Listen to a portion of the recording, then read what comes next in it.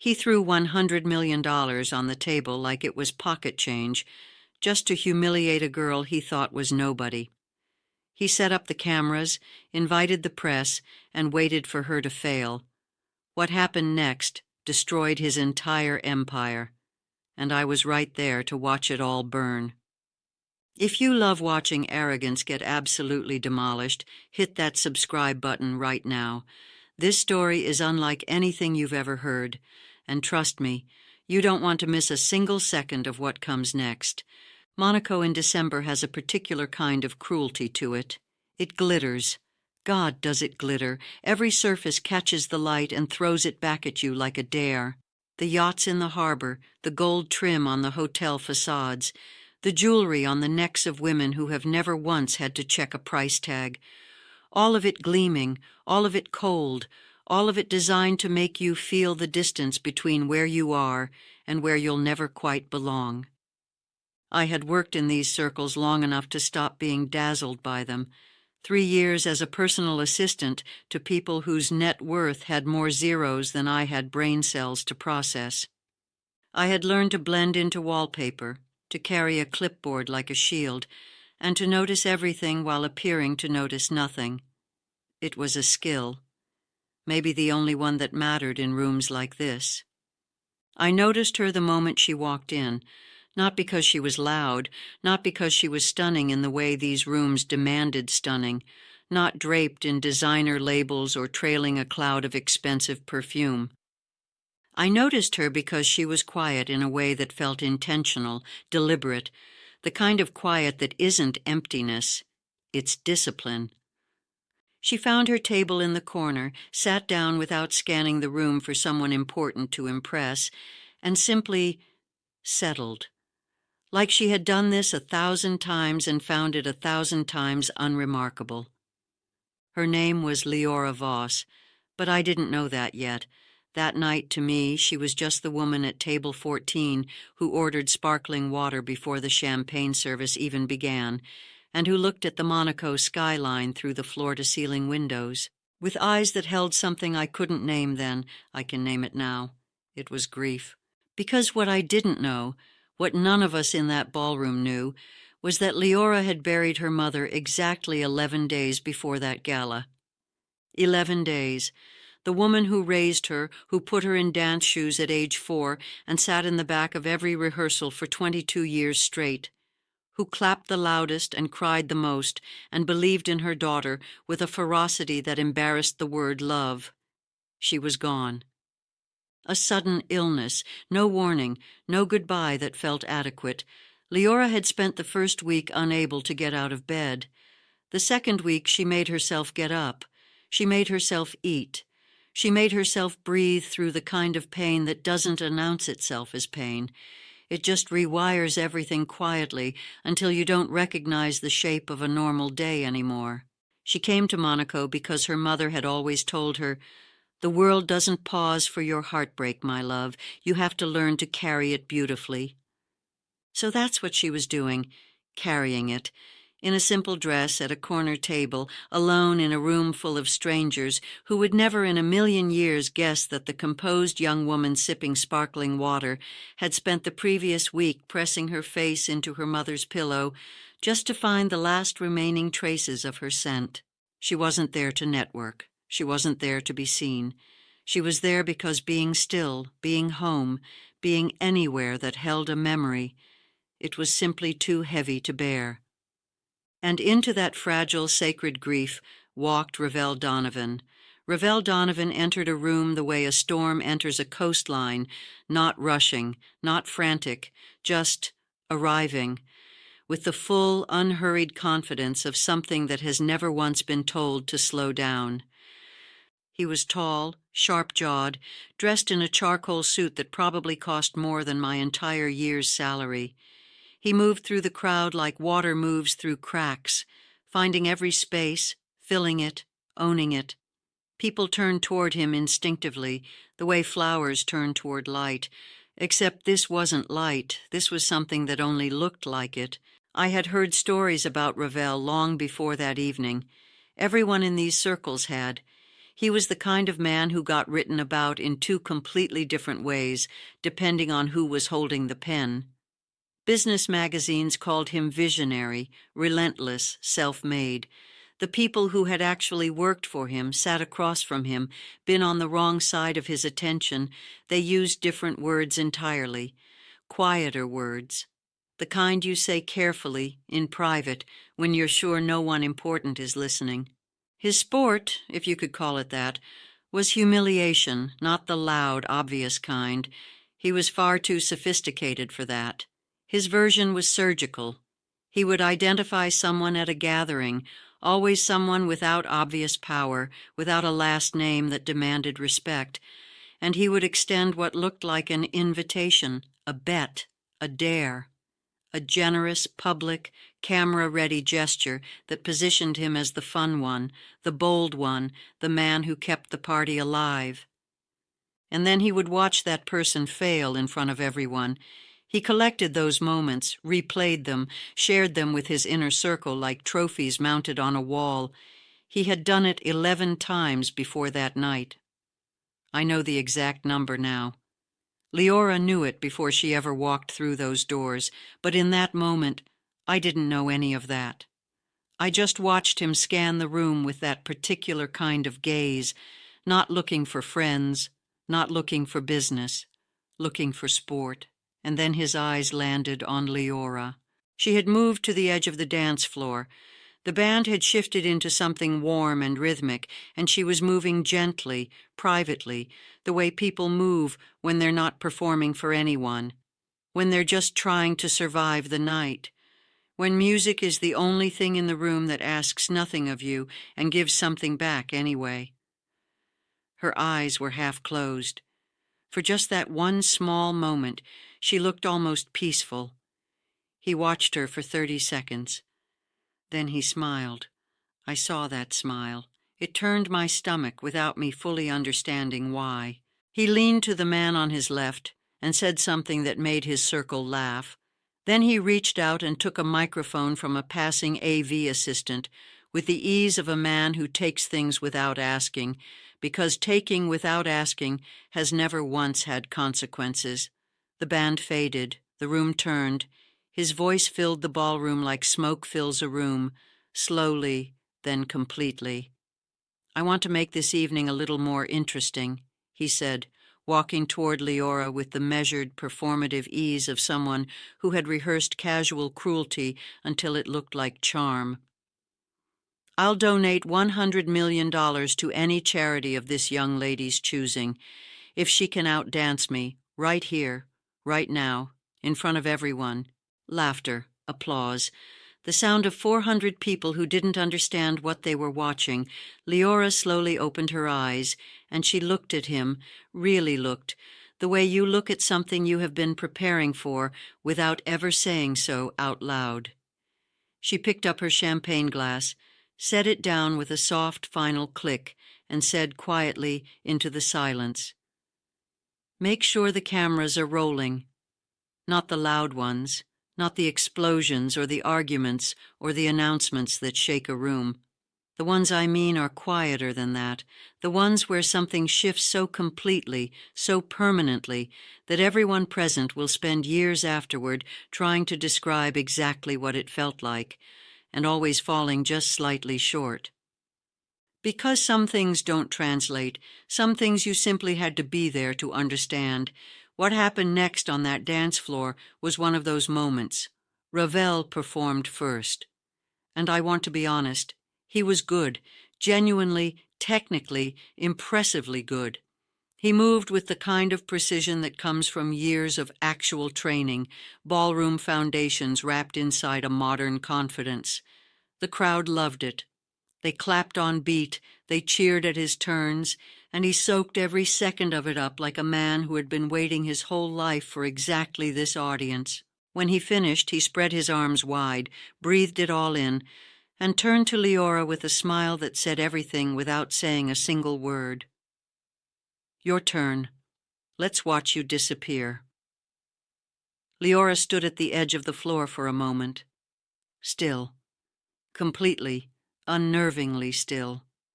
And then she closed her eyes, and I watched something happen to her face that I will never forget as long as I live. The grief she had been carrying so carefully, so quietly all evening, she stopped hiding it. She let it come forward. She let it sit right there on the surface, visible, raw, real, like she had decided that tonight, for these 4 minutes, she would not carry it beautifully.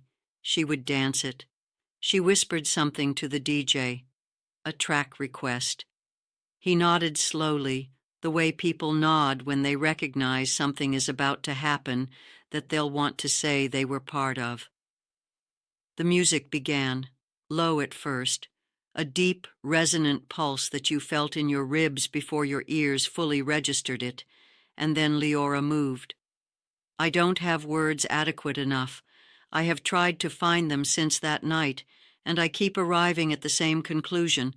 Language was simply not built to hold what she did on that floor. It wasn't choreography in the way choreography is usually understood. It wasn't a routine she had rehearsed in a mirror until it was clean and performance-ready. It was something far more dangerous than that. It was the truth of a person, expressed through a body that had been trained for 22 years to say what words couldn't. She danced her mother's funeral. She danced 11 days of hollow mornings and untouched dinner plates and a grief so enormous it had no edges. She danced every year of rehearsal her mother had sat through in the back of a cold studio, clapping with bare hands. She danced the last voicemail she hadn't deleted, the pillow she still couldn't wash, the chair at the kitchen table that she hadn't been able to look at directly since coming home. The crowd felt it before they understood it. I watched a woman in the front row press her fingers to her lips. I watched a man in a decorated military uniform look away and blink hard at the ceiling. I watched Ravel's own companion reach out and grip his arm. Not in excitement, but in the stunned, involuntary way people reach for something solid when the ground moves beneath them. Nobody laughed. Nobody checked their phones. Nobody whispered to the person beside them.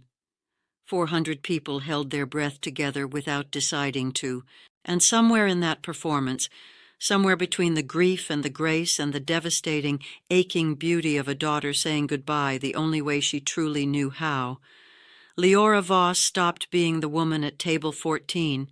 She became something none of us in that room were prepared for, and Ravel Donovan's smile was gone. Completely, quietly, permanently gone. The applause that followed was not the kind you manufacture. You know the difference. Everyone in every room knows the difference, even if they pretend otherwise. There is the polite applause, the kind that fills silence, that says well done the way a participation ribbon says well done. And then there is the other kind, the kind that starts before people consciously decide to clap, the kind that comes from somewhere below thought, below social obligation, below the careful performance of being seen responding correctly in a room full of important people. This was the other kind. It started with one person standing, then 3, then the entire front row. Then, like a wave that had been gathering force from the moment Liora closed her eyes and let the music take what it needed, the whole room was on its feet. 400 people, standing, some of them crying without fully realizing it yet. I was one of them. I didn't notice until I felt the wetness on my jaw. And in the middle of all of it, Ravel stood completely, catastrophically still. I watched him carefully in that moment, because I had learned, in my years working these circles, that the most revealing thing about a powerful person is not how they behave when they're winning. It's the 3 seconds after they realize they're not. That small, unguarded window before the mask comes back up. Before the PR training kicks in and rearranges the face into something manageable and presentable and safe. In those 3 seconds, Ravel Donovan looked exactly like what he was, a man who had just made a catastrophic miscalculation. But men like Ravel do not stay in that window for long. The mask came back, quickly, practiced, seamless. He began to laugh, that particular brand of loud, performative laughter that is constructed entirely to reframe a situation before anyone else can frame it first. He started talking before the applause had even finished, his voice big and booming and aggressively casual, reaching for the microphone like a drowning man reaches for a rope. Incredible. Truly incredible. What a performer. He began to clap in that slow, deliberate way that is designed to look generous and actually functions as control. Obviously, we were all just having a bit of fun tonight. A charity gala needs its entertainment, doesn't it? No one takes a casual bet seriously in a room like this. He was already walking it back, already dissolving it, already turning it into a story where he was still the protagonist, still the generous host, still the man who set the terms and therefore controlled the ending. His PR handler materialized at his elbow like a shadow that had been waiting for its cue, whispered something rapid and urgent. Ravel nodded almost imperceptibly and smiled wider. The room began to murmur. The spell was breaking. People were remembering who they were, where they were, which alliances mattered and which displays of emotion were professionally advisable. And then Liora picked up the microphone. She didn't rush to it. She didn't snatch it. She simply reached out her hand with the calm, unhurried authority of someone who had never once in her life needed to raise her voice to be heard, because she had learned long ago that the people who truly hold power in a room never need to perform it. The murmuring stopped. She looked at Ravel the way you look at something small that has briefly forgotten its size, and she began to speak. "The cameras are still rolling," she said softly. 400 witnesses, 3 attorneys present this evening, mine, not yours." She paused, letting that land with the precise, surgical patience of someone who had rehearsed nothing because she had prepared everything. "The donation stands, $100 million, directed to 3 youth dance academies in communities that have never once been invited into rooms like this one." The silence was absolute. "And since we're being so generous tonight," her voice remained steady, warm even, the way a river is warm on the surface before you realize how deep it runs. "My family's legal team has been reviewing the lease agreements underpinning your Monaco and Dubai developments. We'll be in touch very soon." She set the microphone down, gently, like punctuation. Somewhere to my left, I heard a sharp intake of breath from a man who clearly understood what she had just said. Then another. Then a veteran property developer I recognized from 3 previous galas went visibly pale and leaned to the person beside him, and I watched that person's expression change completely in the space of 2 seconds. Then someone confirmed it, out loud. Into the stunned hush. "That's Liora Voss. She's the Voss Group. Her family owns the ground beneath half his portfolio." I looked at Ravel, and for the first time that evening, for the first time, I suspect, in a very long time, Ravel Donovan had absolutely nothing to say. The man who had walked into that ballroom as a storm realized, in front of 400 people and every rolling camera in the room, that he had spent the entire evening walking straight into something that was never a dance battle at all. It was a reckoning, and it had been waiting for him, patiently and precisely, since the moment Liora Voss sat down at table 14, ordered sparkling water, and looked out at the Monaco skyline with her mother's voice quietly in her ear. "Carry it beautifully, my love." She had. The days that followed that night in Monaco moved slowly, deliberately, the way justice always moves, not with the dramatic speed that stories make you expect, but with the quiet, grinding, unstoppable momentum of something that has already been set in motion. Simply cannot be recalled. Ravel's team issued a statement 48 hours later, 3 paragraphs of carefully assembled language designed to make a binding public pledge sound like a misunderstanding. Words like context and spirit of the evening and charitable intentions always present, the kind of statement that is written by people who are paid enormous amounts of money to make accountability sound like generosity.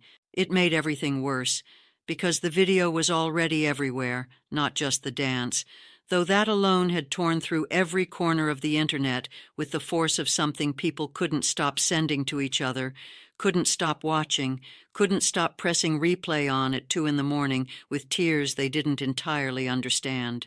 The full video, every second. Ravel's performance, his smile, his dismissal, and then Liora, dancing her grief so openly, so devastatingly, that strangers across the world who had never lost anyone were suddenly calling their mothers just to hear their voices.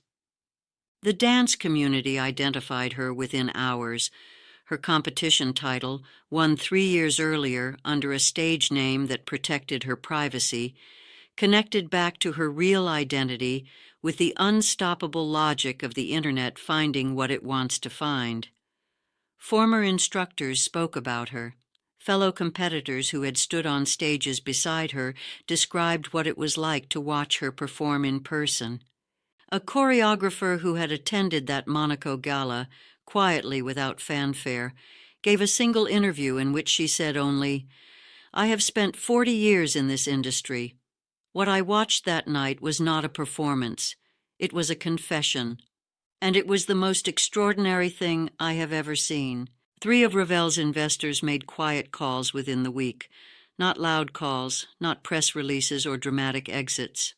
Just quiet, private, carefully worded conversations that nonetheless had very loud consequences. The $100 million was confirmed legally binding across 2 jurisdictions. His legal team tried 4 different angles. Every single one collapsed. He paid it. And then the other thing happened. The thing that mattered more to Liora than any of the money, than any of the viral attention, than any of the business consequences that were now rearranging Ravel's empire, one piece at a time. 11 people came forward. 11 people who had been on the other side of his game at other galas, other gatherings, other rooms full of witnesses who had laughed and moved on. Quietly humiliated, quietly diminished, quietly carrying something they had never known how to name, because the man who did it was too powerful to point at directly and expect anyone to believe you. They came forward because Liora had made it possible to do so, not by fighting, not by attacking, but simply by refusing to disappear when he expected her to. By standing in the exact spot he had chosen to diminish her, and instead becoming undeniably and permanently larger. Because he was arrogant. He lost because arrogance at its core is just blindness with better clothes. He stood in that ballroom and looked at a grieving young woman sitting alone at a corner table, and saw nothing worth seeing. He looked and did not look. He assessed and did not understand. He chose a target and chose wrong, because cruelty always underestimates what it cannot recognize. He couldn't recognize her because he had never, not once in his life, sat in genuine pain and chosen dignity over bitterness. He had never lost something irreplaceable and decided to build something beautiful from the wreckage. He had never carried grief and chosen to carry it in a way that left something behind for someone else. She had done all of those things in 11 days. If this story moved you, if any part of it sat with you the way it has sat with me since that December night in Monaco, then please share it. Not for the algorithm, not for the numbers, but because somewhere in your life there is a person who needs to hear that their quiet strength is not invisible, that the rooms which underestimate them are simply not paying close enough attention yet, that patience and dignity and showing up fully, even when fully, is the hardest thing in the world. That is not weakness. That is the most devastating power there is. Hit that like button if Liora's mother's words meant something to you. Subscribe, because every single week I bring you stories exactly like this one. Stories that the headlines missed, that the cameras almost caught, that the world nearly let slip through the cracks without understanding what it was witnessing. Stories about karma that doesn't rush, about strength that doesn't announce itself, about the precise and beautiful moment when the world finally, undeniably, gets it right. And leave me a comment below. I read every single one. Tell me, what was the exact moment in this story when you knew, when you felt it? Was it when she said, "Make sure the cameras are rolling"? Was it when the room stood without deciding to? Was it the letter from her mother? Tell me, because these stories belong to all of us, and I will see you in the next one. The world will occasionally place you in a room where someone decides your value before you've said a single word. Don't argue with them. Don't explain yourself. Just show them, fully, completely, without apology. A mother's letter, a daughter's answer, a billionaire's reckoning.